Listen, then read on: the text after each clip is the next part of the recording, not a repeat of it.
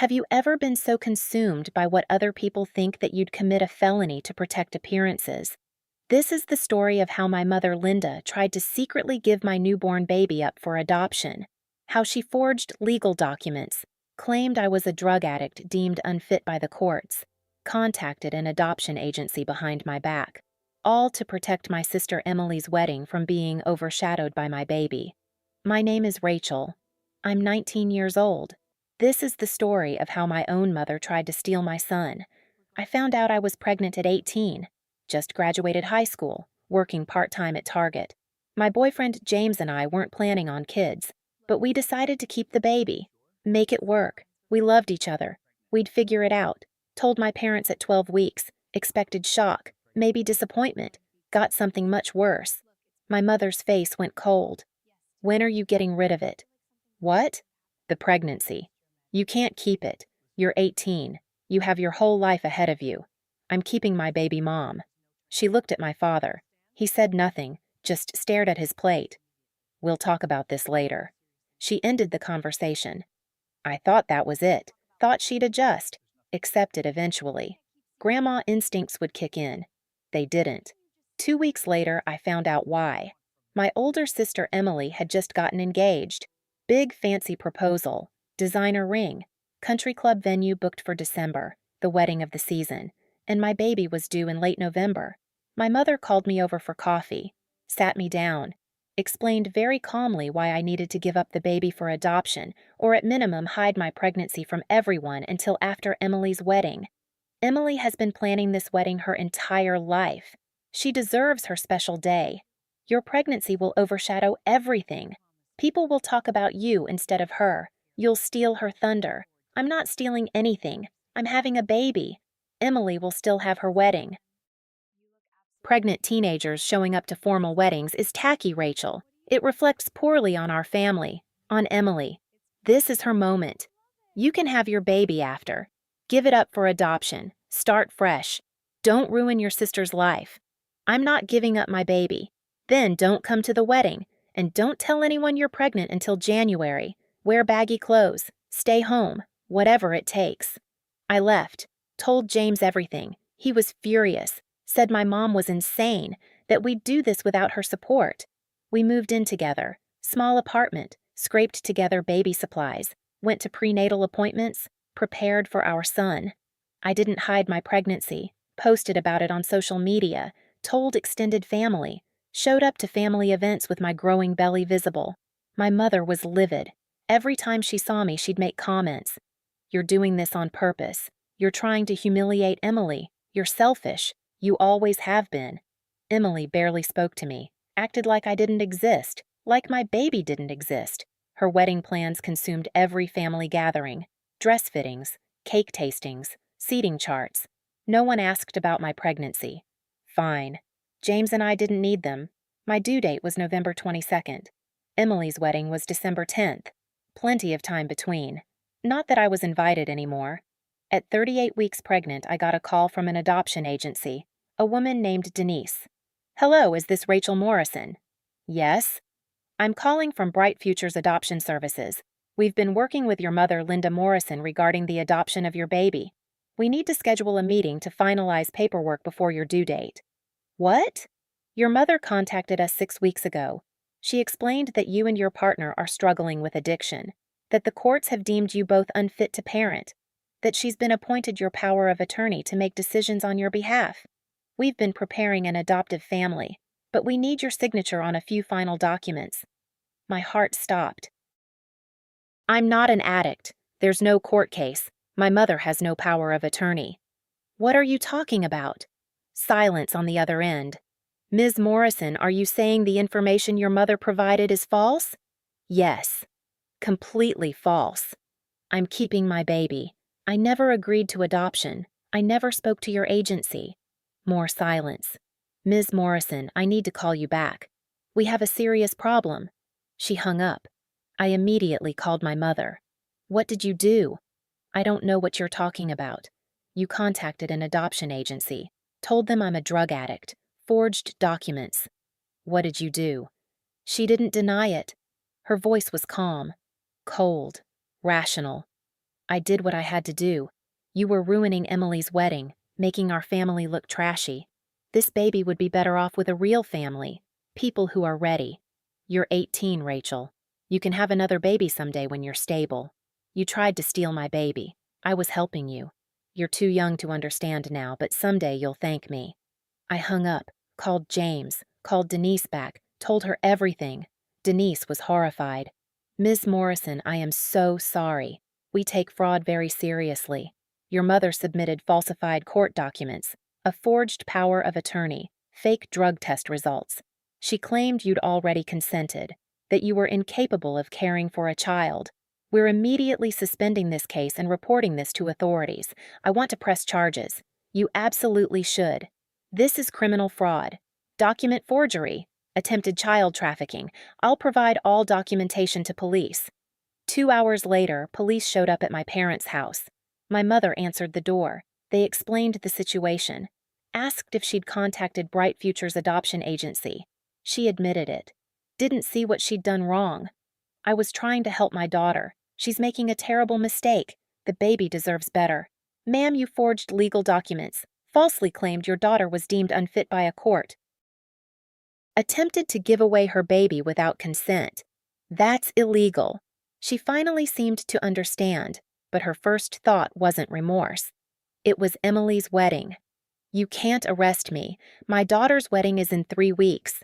This will ruin everything. They arrested her anyway, charged her with fraud, forgery, attempted child trafficking. My father posted bail. My mother came home. Still didn't apologize. James and I hired a lawyer, filed a civil lawsuit, requested restraining order. My mother was banned from coming within 500 feet of us or the baby once he was born. Emily's wedding planning ground to a halt. The scandal was all anyone talked about. Bride's mother arrested for trying to steal grandchild. Forged documents, family drama. Emily blamed me, called me sobbing. You've ruined everything. My wedding is a joke now. Everyone's talking about you instead of me. This is exactly what I was afraid of. I didn't do this. Mom did. She committed fraud. She tried to take my baby. You could have just given it up, made this easy. But no, you had to make everything about you. She hung up, uninvited me from the wedding officially. Not that I was going anyway. I gave birth November 19th, 3 days early. Beautiful baby boy. We named him Oliver, 7 pounds 4 ounces. Perfect. My mother tried to visit the hospital. Security turned her away. Restraining order. She left flowers at the nurse's station with a card. For my grandson, Oliver. I'm sorry for everything. Please forgive me. Love, Grandma Linda. I threw the card away. The criminal trial started in January. My mother pled not guilty. Claimed she was acting in Oliver's best interests. That I was too young, too irresponsible. That she was protecting him. The prosecutor presented evidence. The forged power of attorney.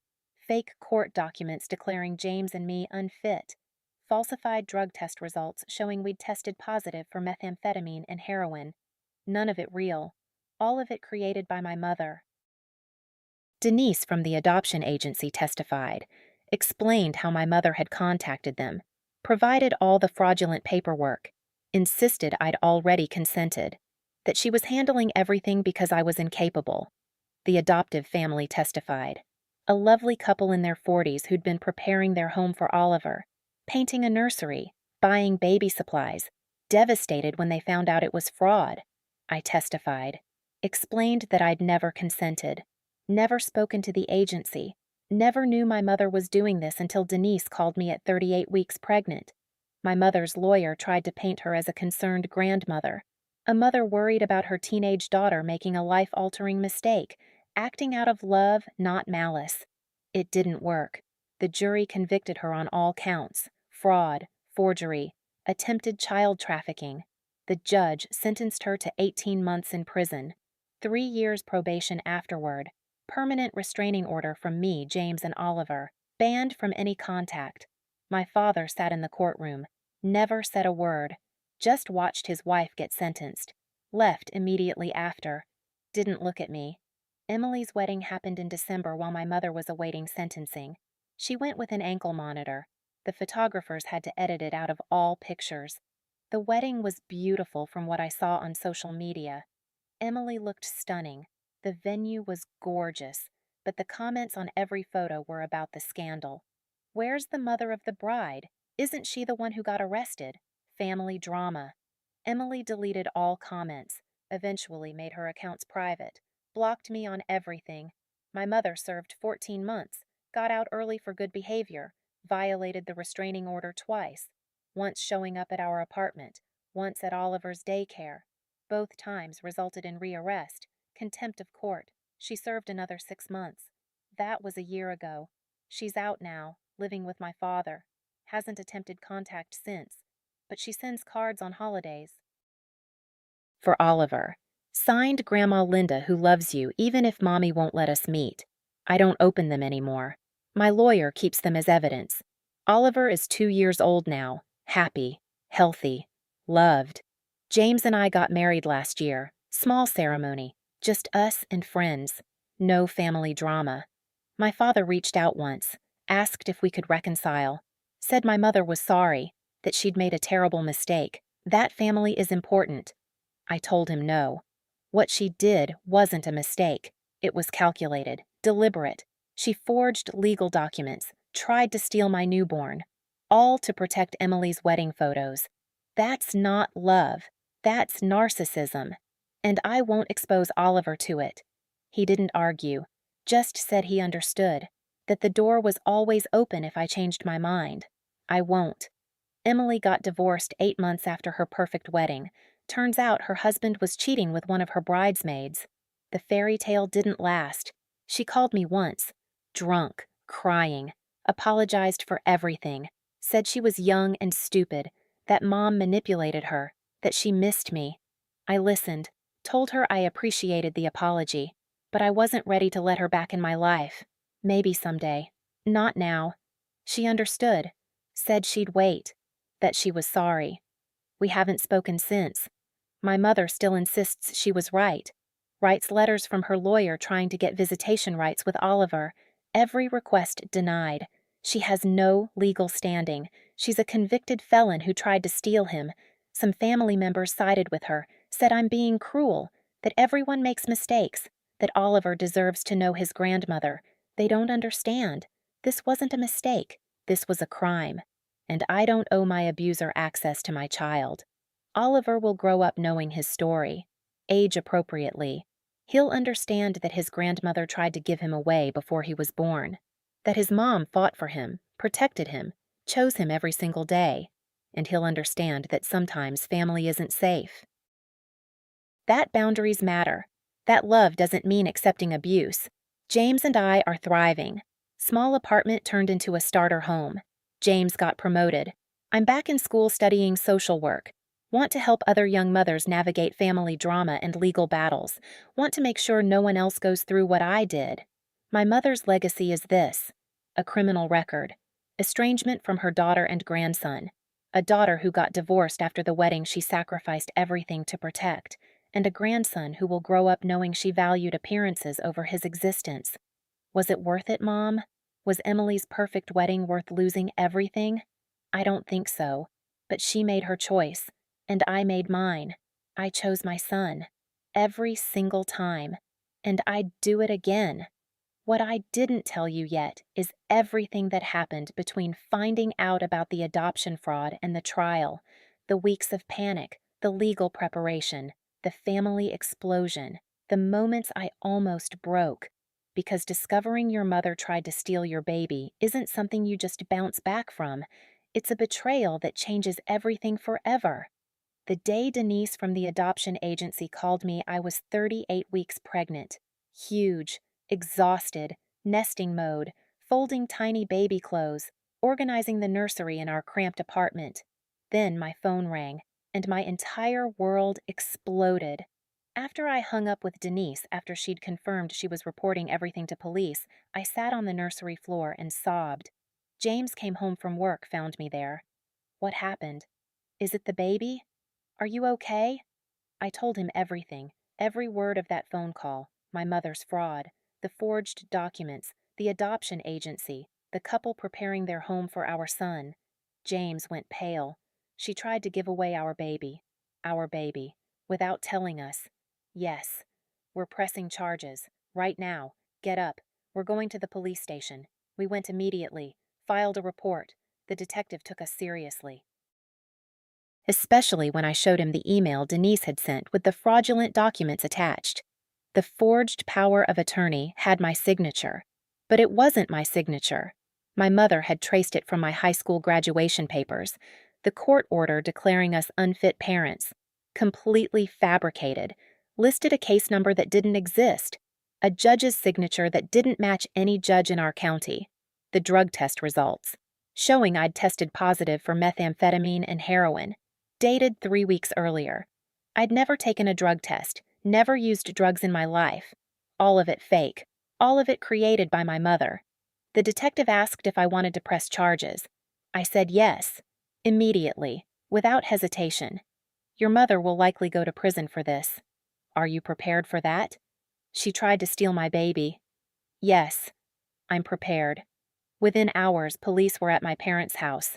My father called me, his voice shaking. Rachel, what did you do?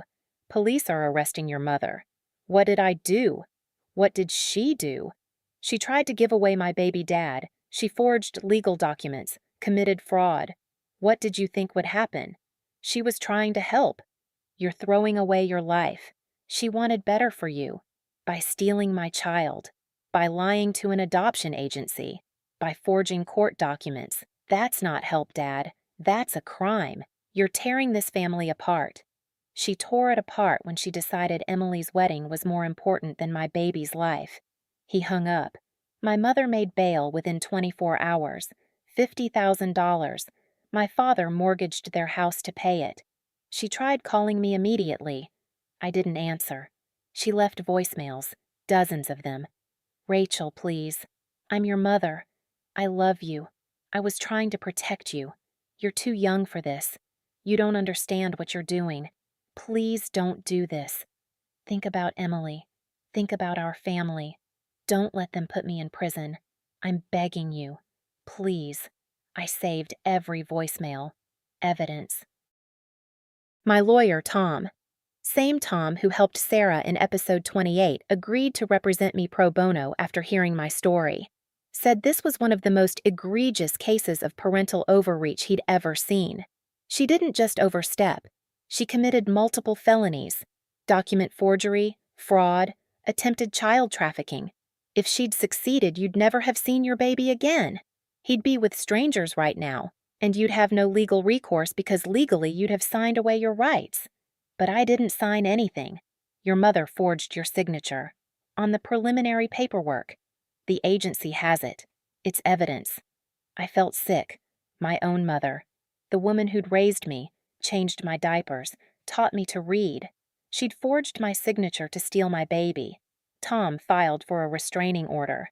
Emergency order granted within 48 hours. My mother was barred from contacting me, James, or coming within 500 feet of us. She violated it 3 days later. Showed up at our apartment, banged on the door, screaming. Rachel, let me in. We need to talk about this.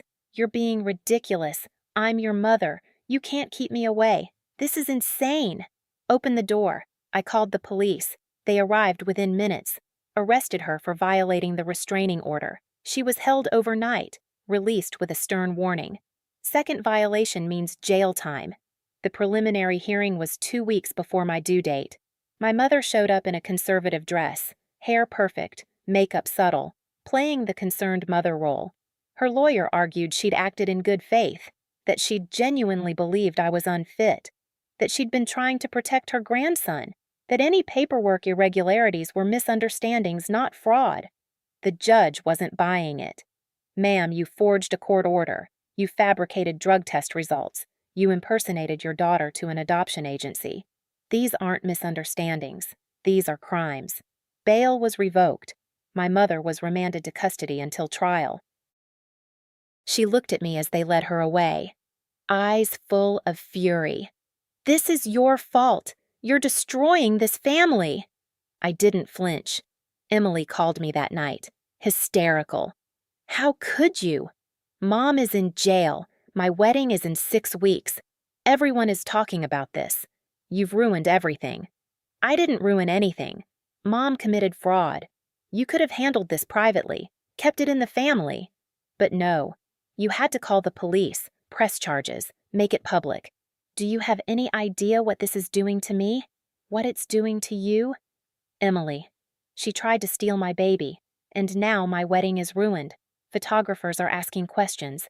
Guests are gossiping. The venue is threatening to cancel because of the scandal. This is a nightmare. Then uninvite me. I don't want to be there anyway. You were already uninvited. I called to tell you you're dead to me. You and your baby. Don't ever contact me again. She hung up. I gave birth 3 days later. November 19th. Oliver James Morrison. Perfect. Healthy. Beautiful. James and I cried holding him. We'd protected him, kept him safe. He was ours. Hospital security was on high alert. My mother's photo at every nurse's station. Do not allow this woman near room 304. Call police immediately if she appears. She didn't come to the hospital, but she sent flowers, 3 dozen white roses. Card read, "For my precious grandson Oliver. Grandma loves you. One day you'll understand." The nurses asked if I wanted them. I said no. Donate them to other patients. I don't want anything from her. The trial started in early January. Oliver was 6 weeks old. I brought him to court. Let the jury see what my mother had tried to steal. The prosecutor was brilliant. Laid out every piece of evidence, the forged documents, the recorded phone calls with the adoption agency where my mother posed as me, the emails where she discussed timing everything to protect Emily's wedding. One email to my father stood out. The prosecutor read it aloud in court. Once Rachel gives birth and the baby is placed with the adoptive family, she'll be devastated for a while. But she'll get over it. Young girls are resilient, and Emily's wedding will be perfect. No pregnant teenager stealing attention, no baby screaming during vows, our family reputation intact. It's better this way. The jury looked horrified. My mother sat stone-faced, showed no remorse. Her lawyer tried to argue temporary insanity, that she'd been under extreme stress, that Emily's wedding had caused a mental break, that she'd acted out of maternal love, not criminal intent. The judge shut it down. Caring about a wedding doesn't give you the right to forge documents and steal a baby. Motion denied. I testified for 2 hours, walked through everything. Finding out I was pregnant, my mother's reaction, the pressure to give up the baby or hide the pregnancy, the call from Denise, the discovery of the fraud. My mother's lawyer cross-examined me, tried to make me seem like an irresponsible teenager, pointed out I was 18, unmarried, working part-time at Target, living in a tiny apartment. Do you really think you're providing the best life for this baby? I'm providing love, stability, a mother who fights for him. That's what matters. Your mother thought an established family with resources would be better. My mother thought Emily's wedding was more important than my son's existence. That's not love, that's narcissism. The lawyer had no response. James testified, explained how we'd prepared for Oliver, how we'd been excited, how we'd never consented to adoption. The adoptive couple testified. They'd been devastated. They'd believed Oliver was being willingly placed. When they found out about the fraud, they'd immediately backed out. Said they'd never want a child obtained through deception. Denise from the adoption agency testified, explained their protocols, how they'd trusted my mother because she'd provided seemingly legitimate documentation, how they'd been horrified to discover it was fraud, how they'd implemented new verification processes because of this case. The jury deliberated for 3 hours, came back with guilty verdicts on all counts. My mother cried. My father held her. Emily sat in the back row glaring at me. Sentencing was 2 weeks later.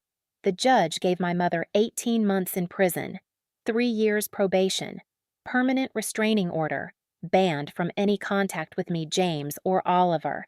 My mother addressed the court before sentencing.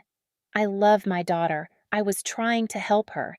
Young mothers make mistakes. I wanted to prevent that. I wanted my grandson to have the best life possible. I'm sorry this was misunderstood as criminal behavior. The judge interrupted. Ma'am, this wasn't a misunderstanding. You forged legal documents. You impersonated your daughter. You attempted to traffic a child. You've shown no genuine remorse, only concern for how this affects you and your other daughter. I'm imposing the maximum sentence." She was led away in handcuffs.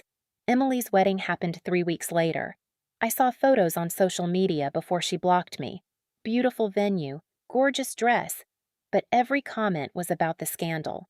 Where's the mother of the bride? Didn't she get arrested for trying to steal a baby? Emily eventually made all accounts private. The wedding she'd prioritized over everything had become a punchline. My mother served 14 months, got out on good behavior, immediately violated the restraining order, showed up at our apartment building. The doorman refused to let her up. She waited outside for 3 hours until I came home with Oliver. "Rachel, please. I just want to meet my grandson. I've served my time. Please." I called the police. She was arrested again. Spent 6 more months in jail for contempt of court. Oliver turned one while she was in prison. We had a small party, friends from work, James's family. My mother sent a card from prison for my grandson on his first birthday. "Grandma Linda loves you." I threw it away. My mother got out when Oliver was 18 months old. She hasn't physically contacted us since, but she sends cards every holiday, every birthday, always signed Grandma Linda, always professing love for Oliver.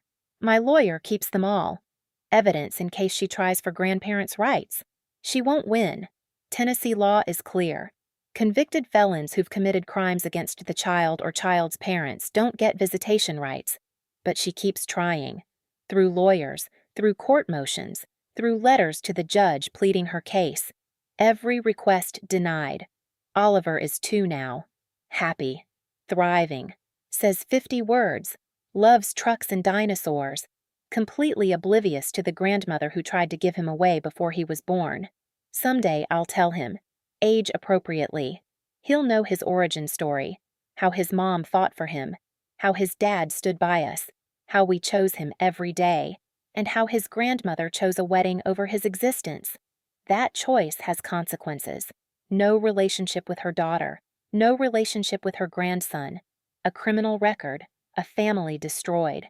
Was it worth it, Mom? Was Emily's perfect wedding photos worth all of this? I'll never ask her, because I don't care about her answer. I made my choice. I chose Oliver, and I'd make it again every single time.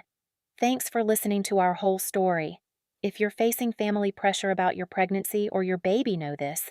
You don't owe anyone your child, not for their comfort, not for their reputation, not for a wedding. Your baby is yours. Fight for them, protect them, choose them, always. Subscribe for more. Comment your stories. Share if this helped someone. See you next time.